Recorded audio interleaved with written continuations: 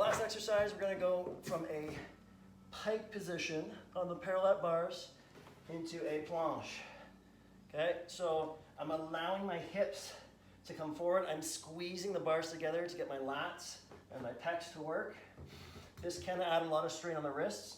So if you need to do extra wrist work or strengthening or prep work, I highly recommend that.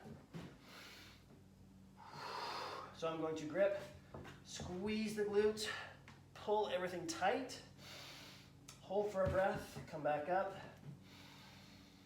take a breath, relax, push. You gotta push the bars away. Don't let your shoulders sink in. You won't be able to lock that up. So you need to use that serratus here. And I'm using my eyes to look up and forward to use some reflexes. And I'm really creating a lot of tension. So it's a full body isometric. Again, be leery of any tension felt in the joints. You do not want to pop a tendon off the bone. Tension in the muscles is okay. Progress these slowly. There's lots of progressions. If you're looking for any hand balancing guidance or progressions, you can head over to my website, tomswells.com.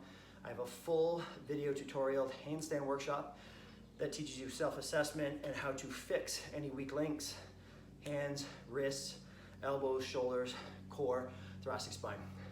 It's always fun to add a skill when we're trying to fix our bodies. As long as we have purpose and that we have a goal to hit, it keeps our motivation, it keeps it fun.